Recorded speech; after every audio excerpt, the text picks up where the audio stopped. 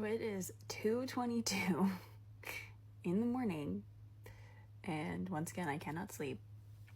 And there are two things that are coming up for me that I want to talk about. And one of which is that so much of getting your money's worth out of life is just giving yourself permission, which also ties into the other thing I'm thinking about, in that I saw a post earlier about nobody talks about resistance when they talk about manifestation, and how that's the only reason that whatever you're trying to manifest is not manifesting. And so I kind of want to talk about that.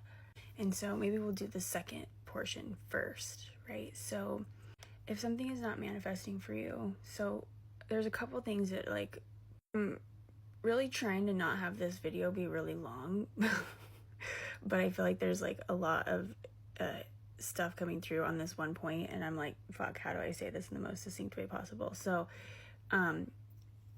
if something's not manifesting, one thing I want to say is that sometimes I feel like we get so specific about what we're trying to manifest that we're really not leaving a lot of room for the divine to work in our lives in a way that might be better than what we came up with.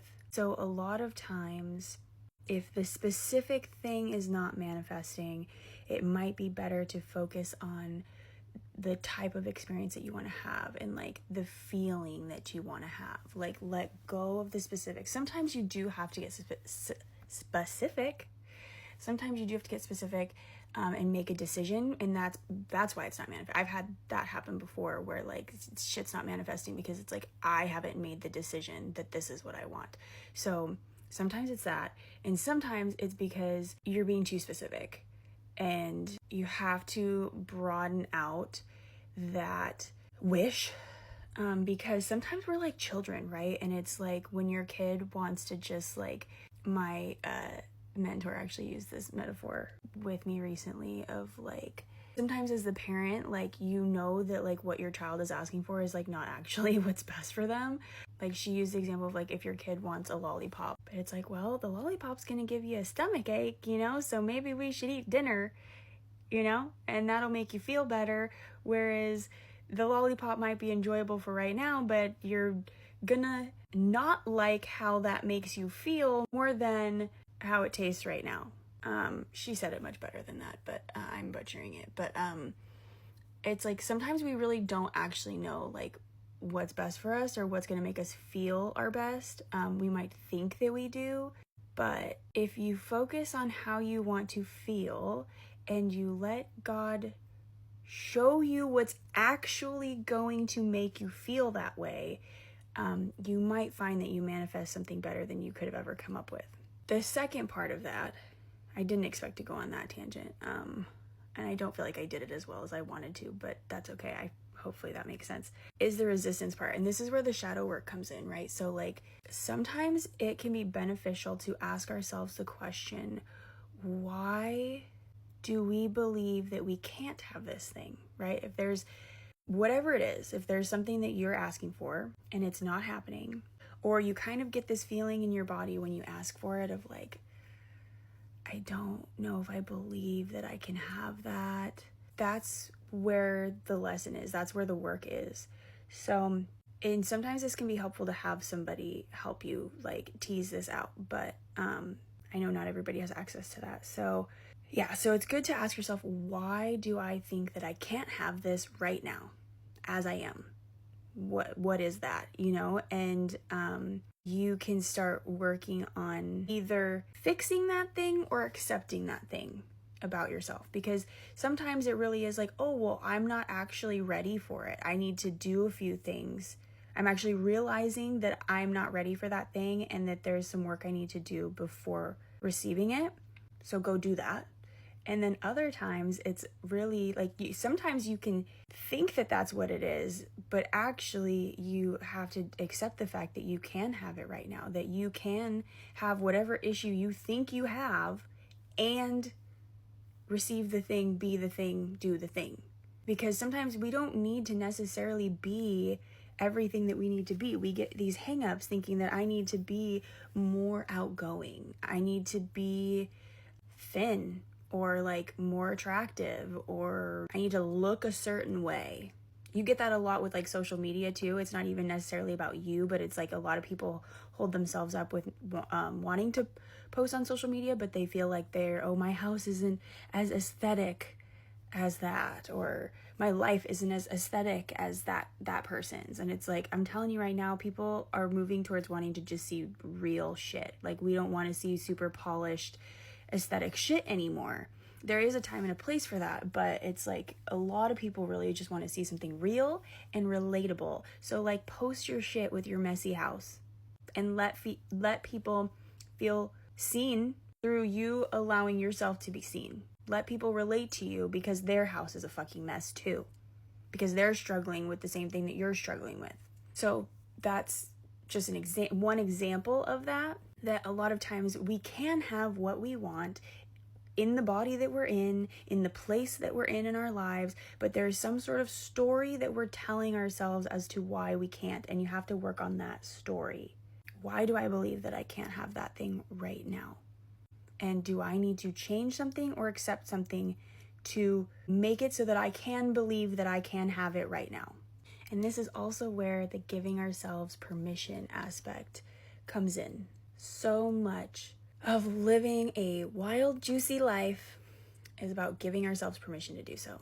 Okay, my body's not perfect by society's standards, which are super fucked up and toxic anyways, but I'm still gonna wear what I want to wear, what I think is cute.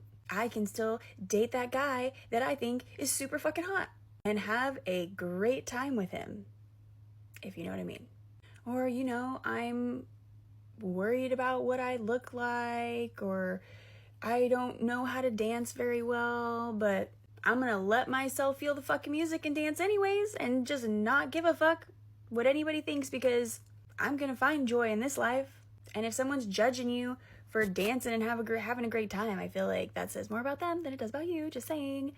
Or just like anything that's like cringe. I fucking hate this new cringe thing. Like, get the fuck out of here with that shit. Like, we should all be trying to be as cringe as humanly fucking possible. Don't let the fear of being cringe stop you from doing anything that you want to do. Because again, do you want to enjoy this life? Like, for real, do you want to enjoy this life? You got to stop worrying about being cringe if you want to, because we're cringe. We're corny.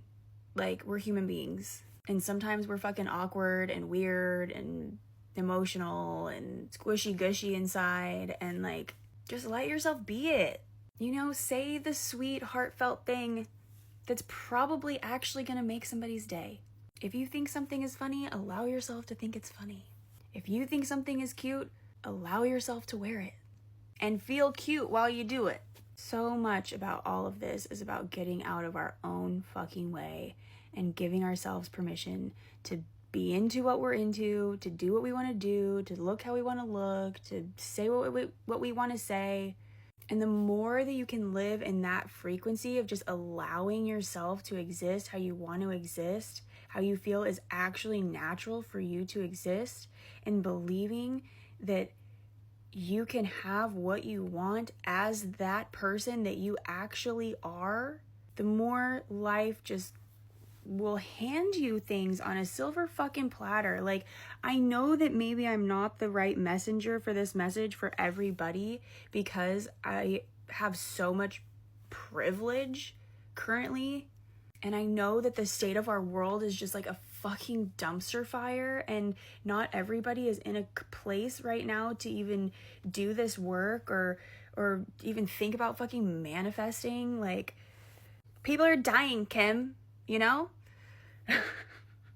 but I know this to be true, and I can't tell you why certain people in the world are living out the story that they're living out and the circumstances that they're living out. I don't have those answers, but I do know that the world will be a better place the more that we liberate ourselves and the more that we do our own inner shadow work. I feel like the more that we can handle ourselves in a gentle and loving way, the more we can handle the world and others in a gentle and loving way. And the world needs more of that. Unfortunately, it needs more of it from the people that seem to have no desire to do this work. But I truly believe that on an energetic level, those of us that have the capacity to do it, there are ripple effects from that. So I think it's important that we start examining our beliefs about things and give ourselves permission to live more freely and not care so much about what other people think. And I know that for a lot of people, that's a dangerous act. That is an act of rebellion. And so we have to protect each other in that process. And again, that goes into the more that we're doing our own shadow work, the more that we are liberating ourselves and accepting ourselves, the less we are expecting others to live in a repressed manner, and we can be more accepting towards each other. We can be a beacon of light to each other and protect each other. And the more freely we can allow ourselves to live, the more we're going to attract people and community into our lives that are actually in alignment with who we are and our beliefs, and it just compounds on itself. It allows us to just live more and more and more freely and to gather together more and more in that, which again, I think has ripple effects in this world. So I don't know, this video is getting long like always, but that's what's keeping me up at night tonight.